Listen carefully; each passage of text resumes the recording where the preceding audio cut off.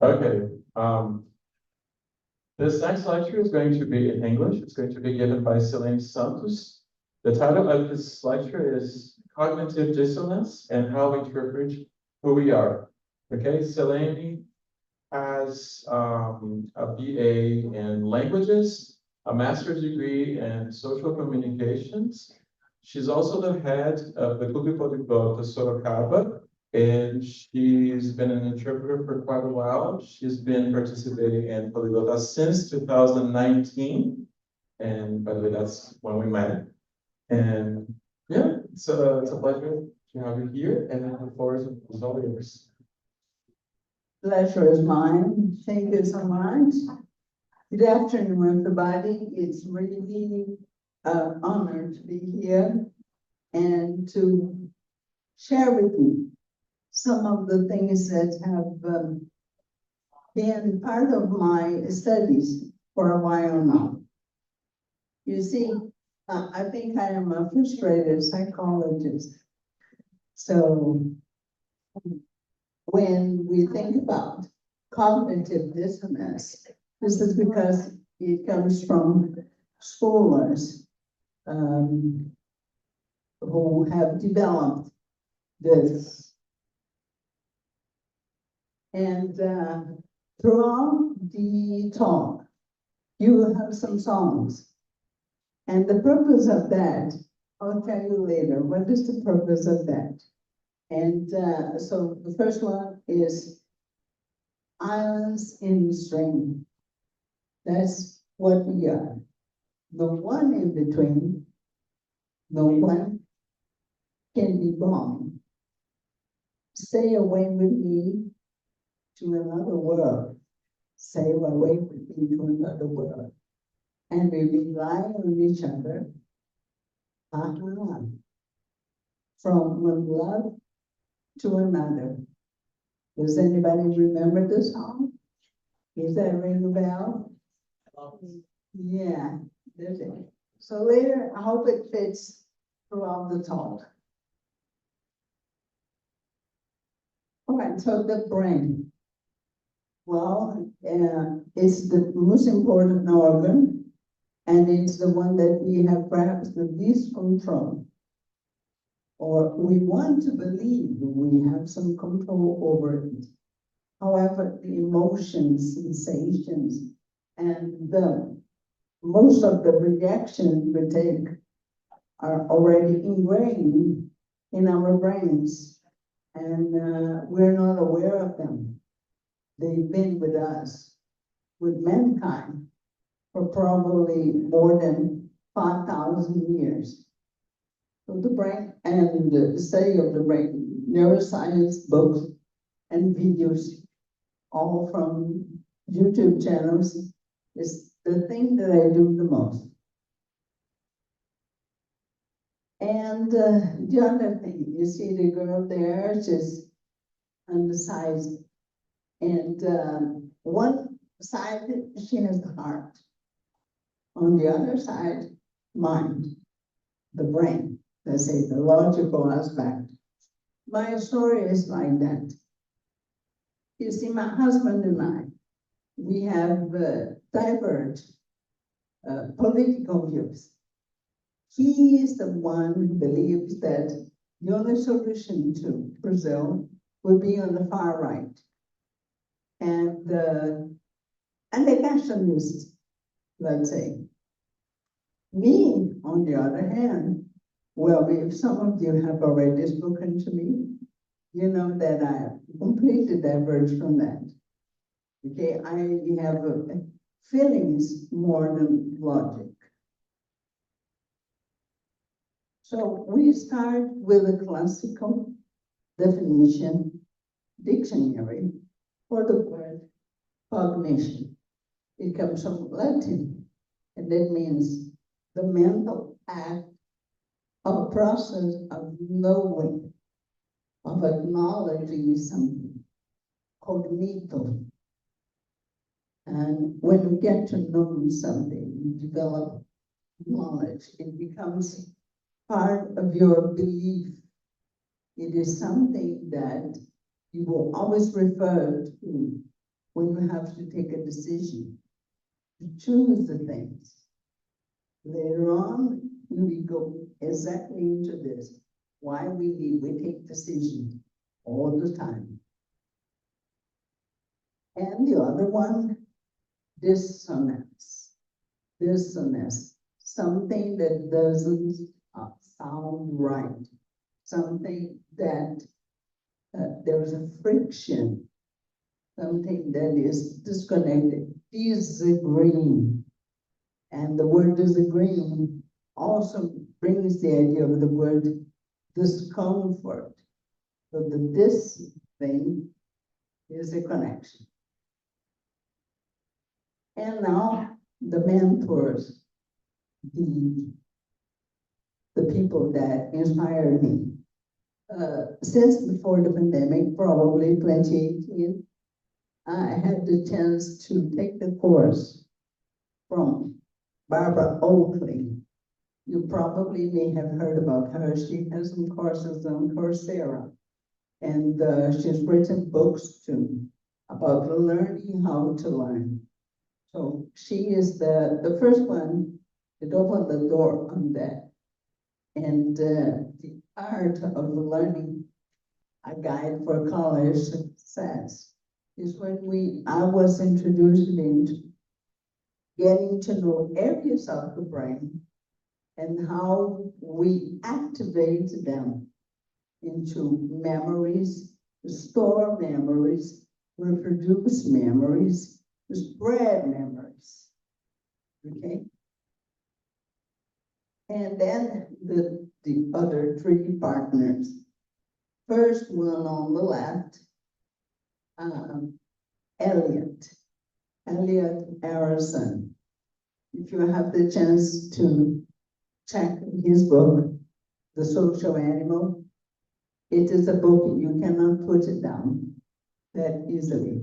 It's very involving, and the way he narrates his experiment and his journey with the social psychology is what was embracing me and getting into my mind and maybe create those slides to share here.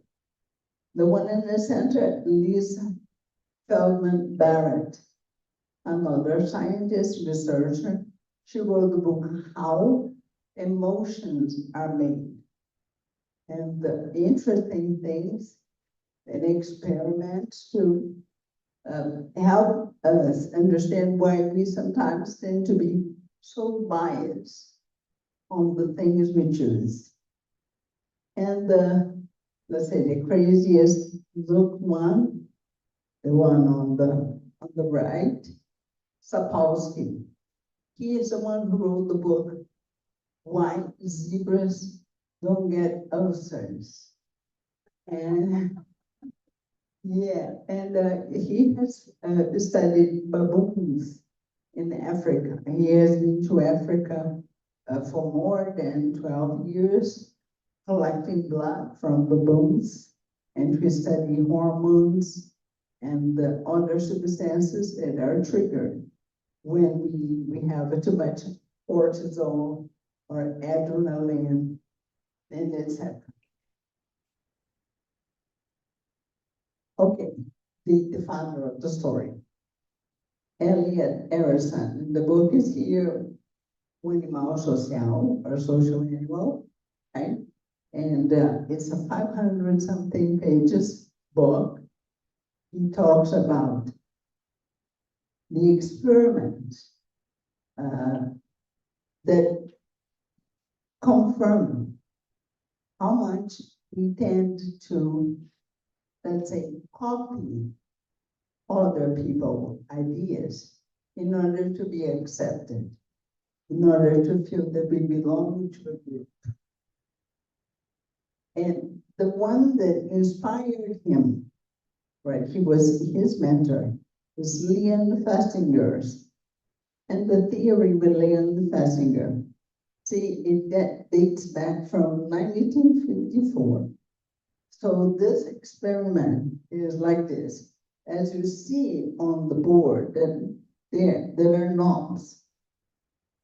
And the task was that the subject would go to this table and would rotate those knobs a quarter turn to the right for all the rows, and then repeat it again, and repeat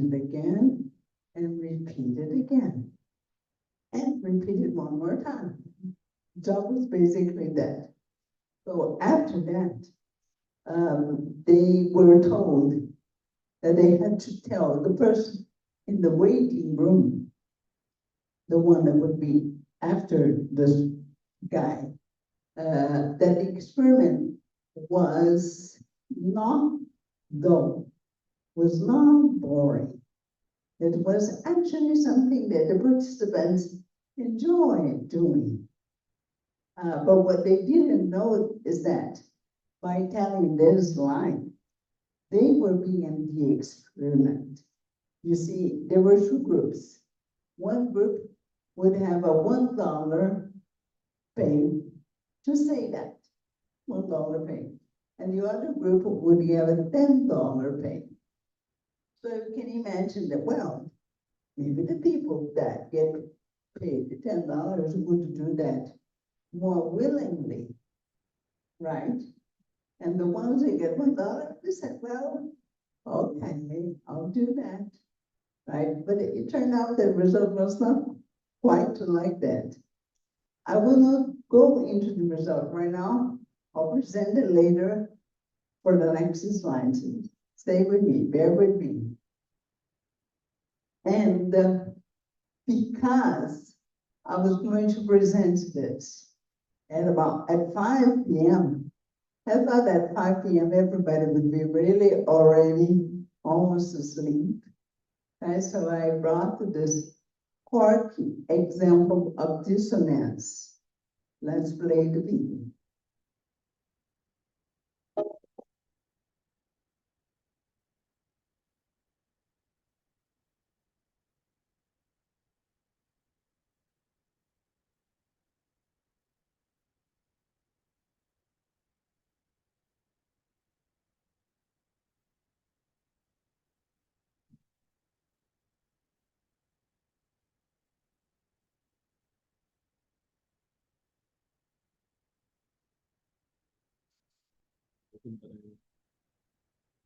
Technical difficulties in this world wait. I'm sure you may have already seen that. Some familiar faces in a beautiful piece of clothing.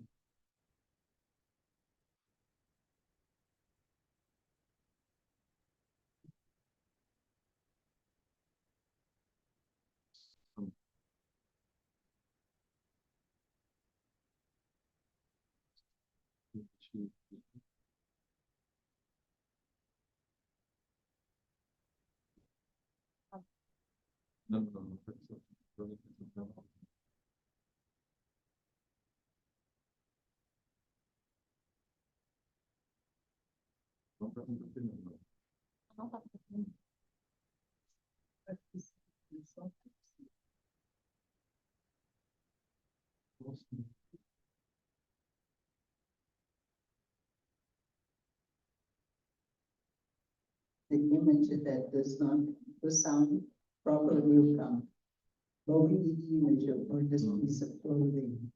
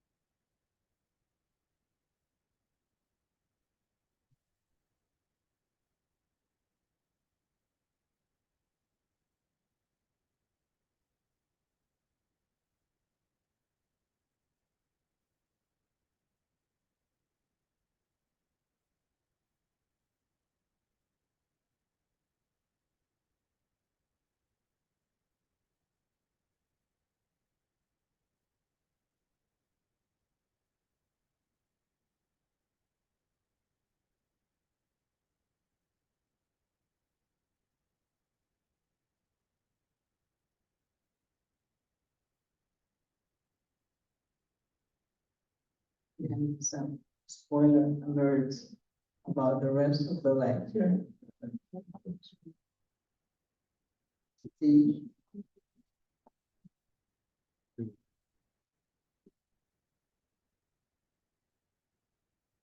Okay.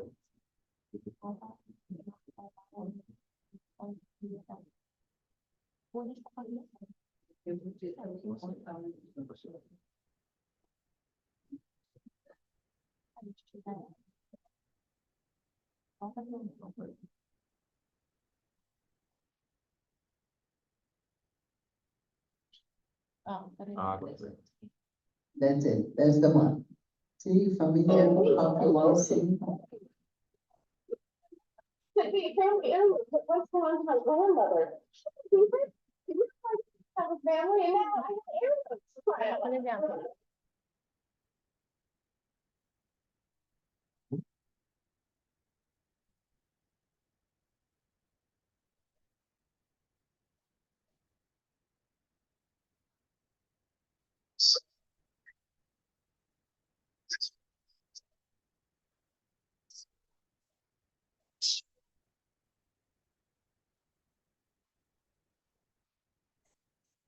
Self-made.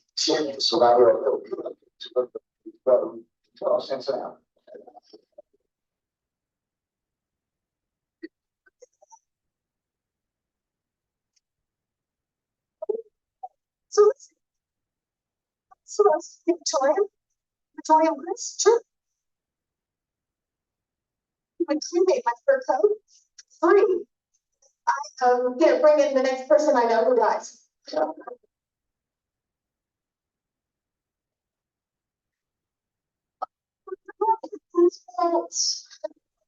I'll get you attached. She's having a cremated. Honey, I know you're quirky and I got a great kick out of it. We all do. If you destroy a code like this, I mean, that is like a crime against the nature. Not nature, fiction. So to me, death is fashion. Here's sporting, cutting edge for caucus. Steve traps. That's good. As I do. I can't sit here anymore. I have to go up places.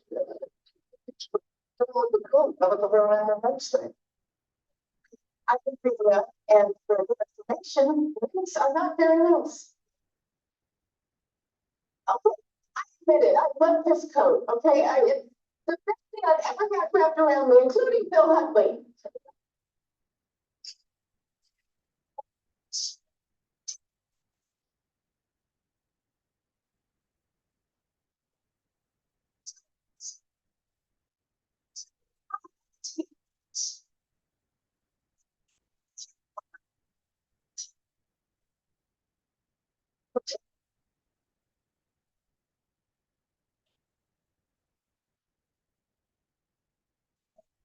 So,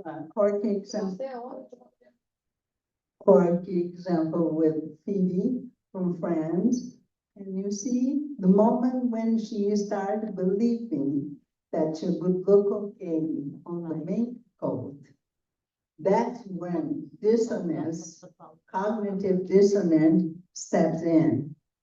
That's because by looking at her image in the mirror and feeling a desire that she was okay and that was comfortable and that was beautiful, would totally go against and disagree and generate discomfort with her beliefs of preserving animals and cruelty against all animals. So when she starts saying that minks are mean, that minks are mean, that was it. What was she trying to do? She was trying to find justification to try to reduce dissonance, reduce this friction, the friction that was conflicting in her mind. And this generates pain. It's almost like physical pain in us when we have to confront a decision that goes against our moral principles or our ethic beliefs. But somehow we have to take a decision. We have to move on. We have to be able to reduce that so we can sleep at night. So there it is, conformity. We need to conform. The faster we conform, or the better way we conform, we are able to go in peace again, and life goes back to normal. All right, there may be a consequence. It can be benign or malignant one, but we move on, we go ahead. So when we conform, we choose to conform, because society will not be what society is without conformity. The people, the work, we here, we have to conform and agree to several things, like pushing back my talk from 5 to now, all right? Otherwise, the thing would not work. Every time we have this a seesaw in our minds, okay? I have to control attention to reduce my stress, because with this, I will be together with everybody else, and I will feel secure. I will feel comfortable. And now more examples. See, what you see here, can everybody see on the right, we have 1 bar. On the left, we have 3 bars. Which bar is the one that corresponds in measure to the one on the right? Is that A, B, or C? Are you really sure? I was going to say it's A. What if I said A? What if you were part of an experiment where the point was exactly this?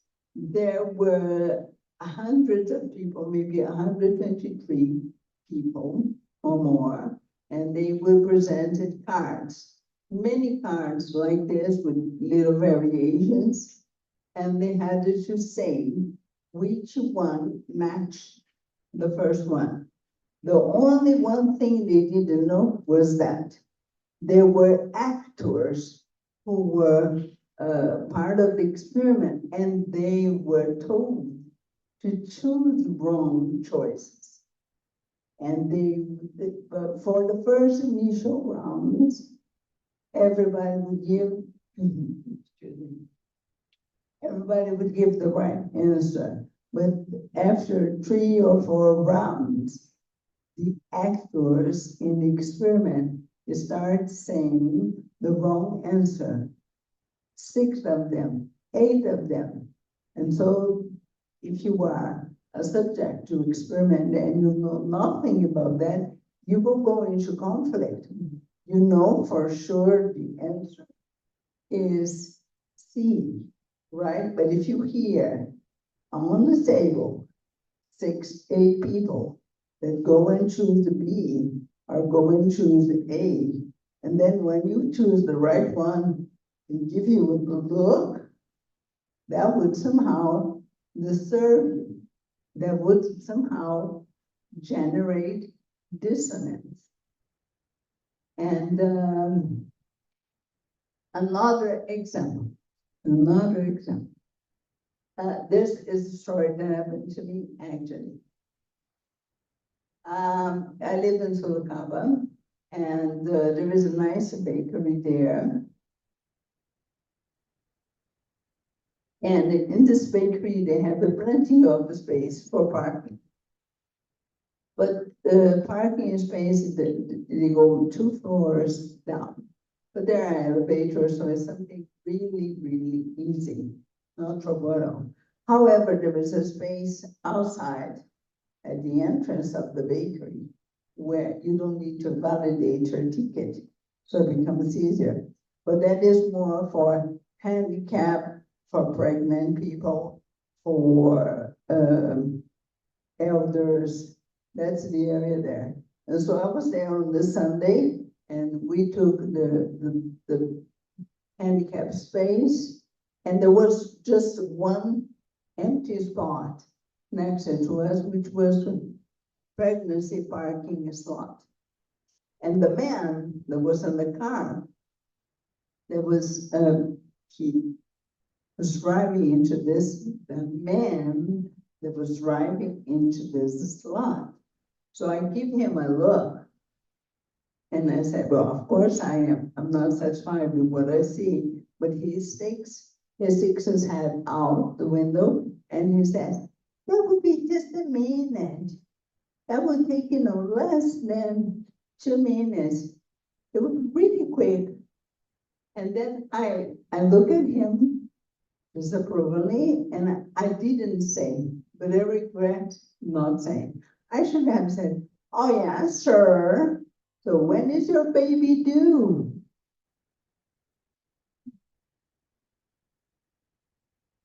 One more example.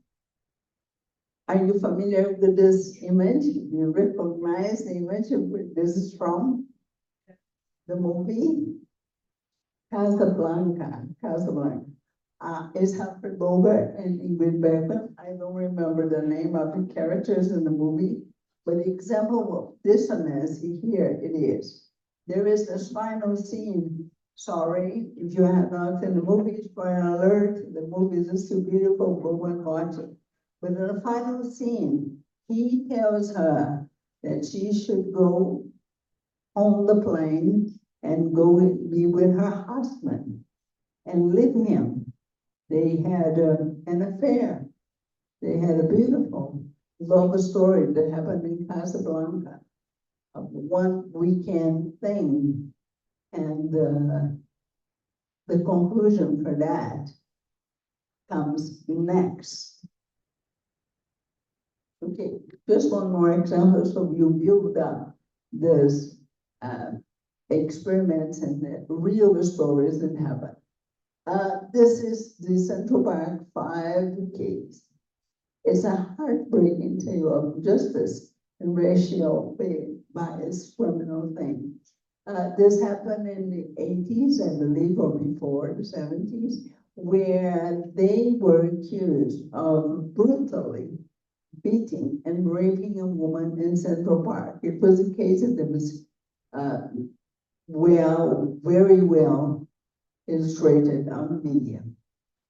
So it turns out that the 5 ones, they confessed the crime because they were caught by the police, and they were condemned to 13 or more years in prison. However, what happened was there was another psychopath that maybe 17 or 13 years later confessed to be the one who beat and raped this woman in Central Park. And so they were actually innocent people.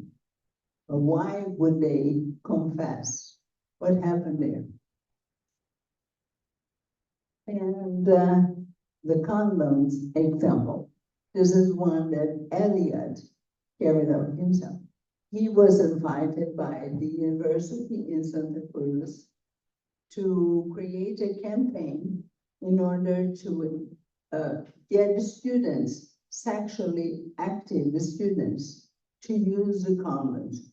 This was in the 80s, when AIDS was really a big problem in the US and everywhere, right? But the idea was that they wanted to release campaigns in order to reduce the amount of people that would not wear or use the condoms.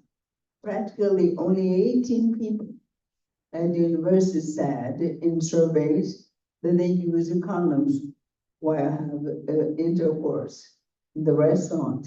So they tried 2 things. The first one, they made a movie, a very interesting movie, with a couple who is in bed, swerving and everything under the sheets. And the idea is that the woman is helping the man, put on the condom. And that would somehow illustrate that people can be happy by using condom, and sex can be a fun thing.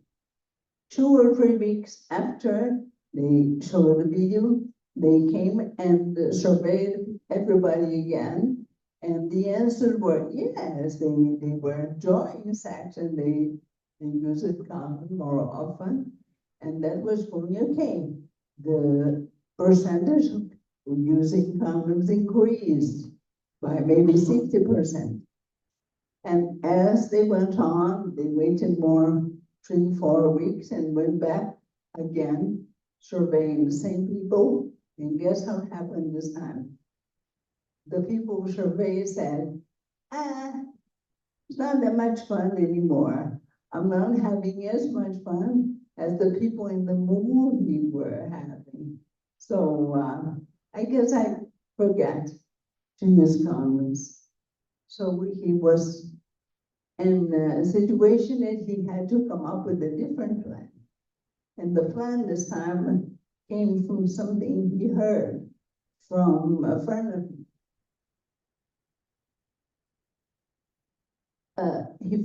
His friend had a brother, and that boy was 16-year-old boy who had just started in his sex life. And so he was talking to his brother and telling him that now he had to be a more mature person and try to take care of himself and preserve his health and prevent casual sex, and that condoms would be a nice thing to do. But the thing was, the result after that, with the percentage of people who started using condom because they believed that they would be doing something good for themselves and for others, increased more than just the external factor from the sexy movie, right, that made people interested to have a better sex life, than one that focused on something that came from inside out, the idea of preserving yourself. And now comes the reveal. This could be heaven or this could be hell. There are some consequences from cognitive dissonance that can be dramatic, like the case of the 5 boys in New York, wrongfully convicted, or there are minor, simple situations when you decide to park your car in a pregnant woman's face. Luckily, there was nobody there, the spot, but things like that go into high level of problems to society, or minimal problems that we have in society. And there comes, who knows the song? What song would be the song that matches the previous slide? This could be heaven. This could be heaven. Fred Mercury, I hope he doesn't get upset. Goodbye. 4 boys in trying to cook. This could be heaven for everyone. Okay. All right, now I'm going to go over all the experiments I mentioned and giving you the results. With the bars, the line of bars, and the 123 subjects to the experiment that were confronted in a group of people, 6 people, that gave the wrong answer to the card, all right? The results were that 23% of the people in the exam never gave the wrong answer. They maintained themselves okay with what their eyes were showing them. They chose the right answer. But 72% of the subjects at least one time agreed with the answer from the rest of the group, just not to look so the odd one out in the group. They agreed that so that they would be accepted. And 5% of the subjects always agree because of this tension. You hear someone give the wrong answer to the next person, the next person, the next person. So you look at them and you say, yeah, but it's not really the right one. The result from the pregnant lady. When is it okay? When is it right to take a vacancy slot that's not for you? Yeah, but what I mean is, haven't we ever been tempted to, like, fast, quick stop? Oh my God, so I don't have to go around the block and park again. It's something that gets us one way or the other. Maybe in Brazil. Yeah, maybe in Brazil, where the law is not that much a reinforcement. And you bring an interesting point, you know, the cultural aspect. And for remember the couple, Casablanca? Here goes a language area. So if she had not entered the plane, would she have regretted for the rest of her life? Because the story is, she could go with her husband back to the place they have to be, or she could have to stay in with her lover and start a new life. How much time do you believe it would take for her to regret her decision? Maybe one day, maybe 2 days, maybe a month or something. And do you believe it would be something that would be tormenting her for the rest of her life? According to Eliot, no.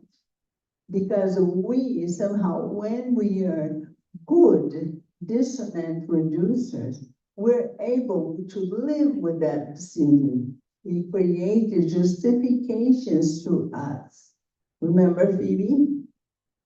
She, of course, she chose the jury, but she was in loud voice telling the guy, see, I'm cold now.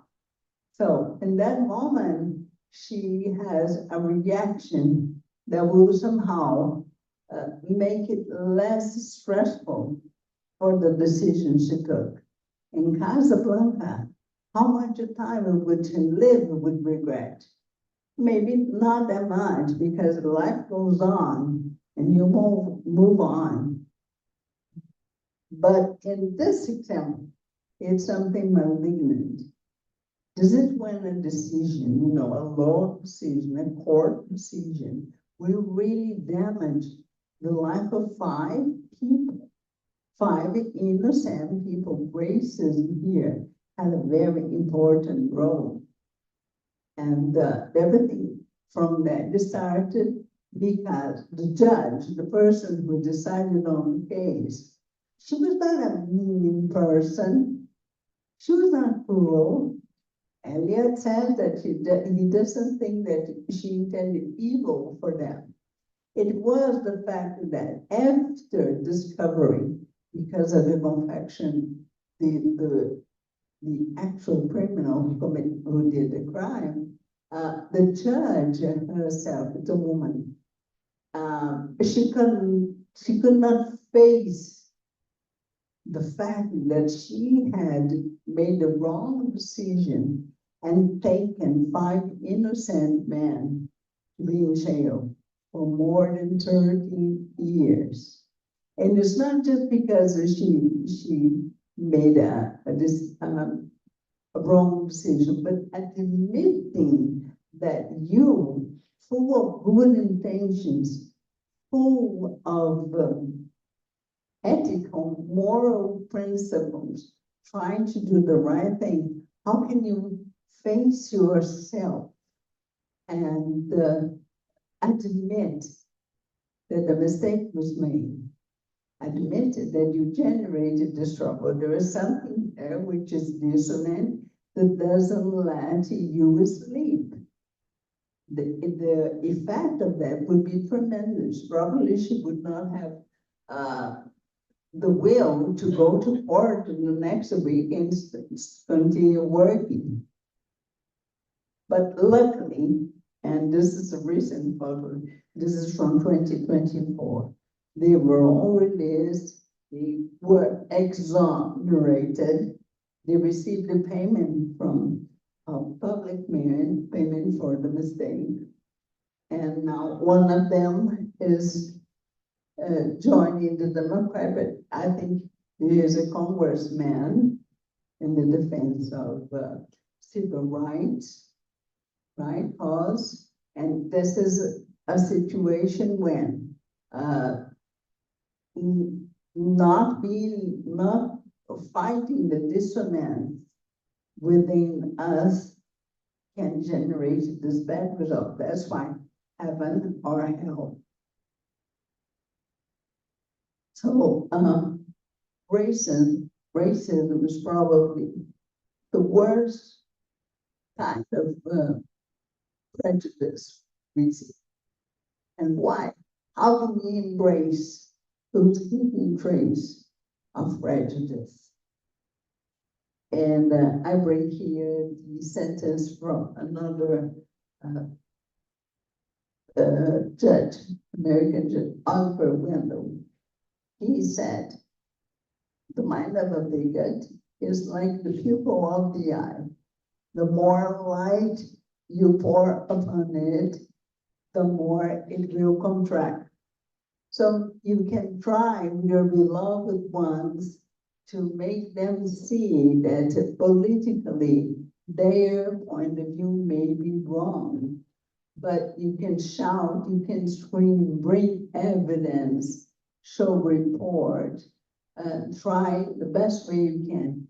But it's like for someone to admit that you have chosen the wrong path, or that the path you took is the one that's going to cause harm to a lot more people. That is something that, the dissonance, in order to preserve our brain from the conflict, from the physical pain, does not let us do that. And here is the brain, the social pain. The experiencing rejection. This Professor Matthew Lieberman is another scholar who studied fMRIs.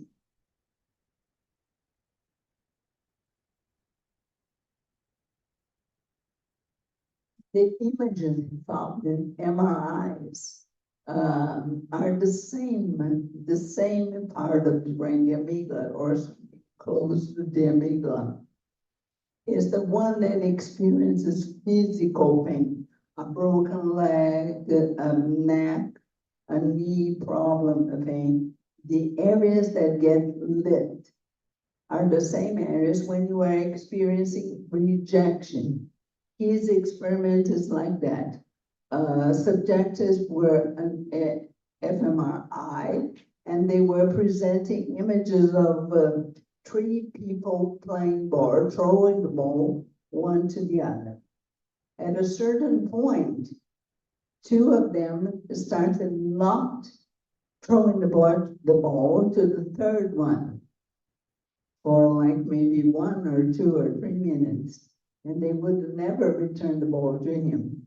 And the study reviewed that in this person, the area in the brain, the lit, is the same area where we feel physical pain. He was experiencing rejection because he would not get the ball passed to him.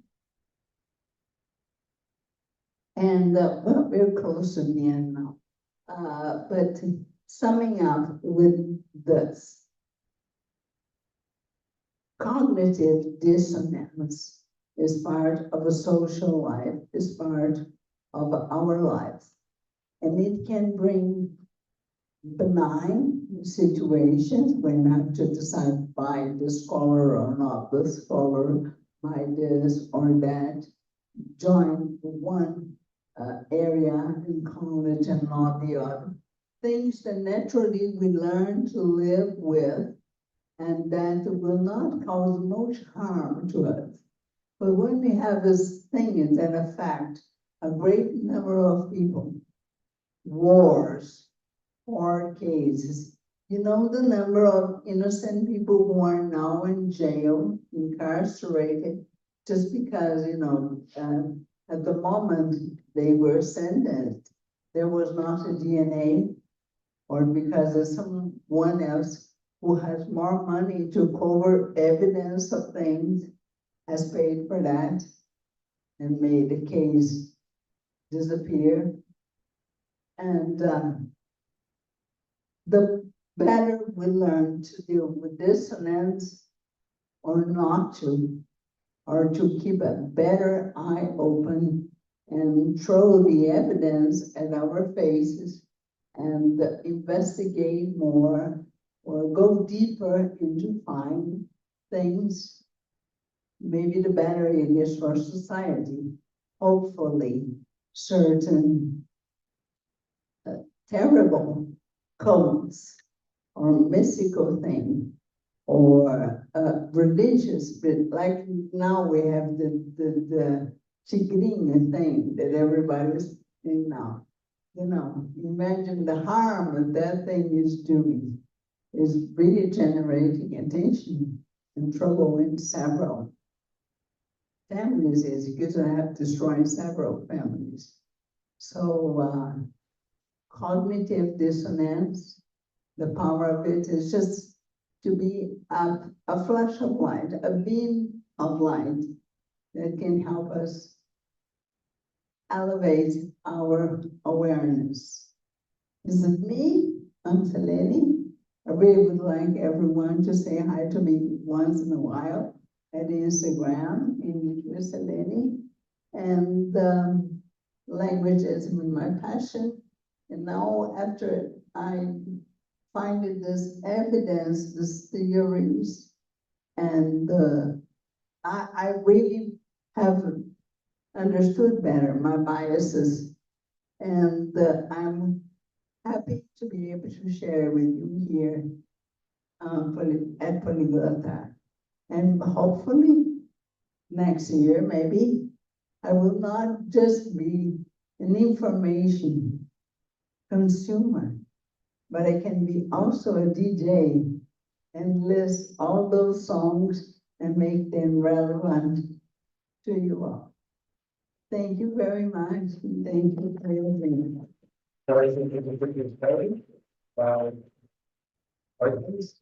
Please lecture, but we might have time for one or two questions or comments. So anyone? I just want to know the name, the complete name of the TED Talk. Please, I couldn't jot it down. We want the net info. The one- Which is the The one by Barbara Oakley. Barbara Art Oakley. The learning how to learn. Thank you. She's been to USP too. She's also come here. It's really great.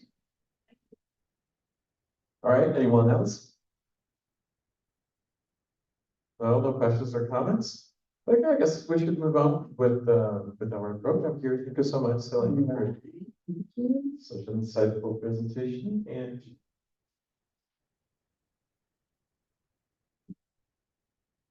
we had a few changes in our program, right? So our marketing panel, networking panel actually was postponed to like 5 o'clock. And in a couple of minutes, we're going to have Benny Lewis with his Daredevil language learning lecture. Can I ask you now?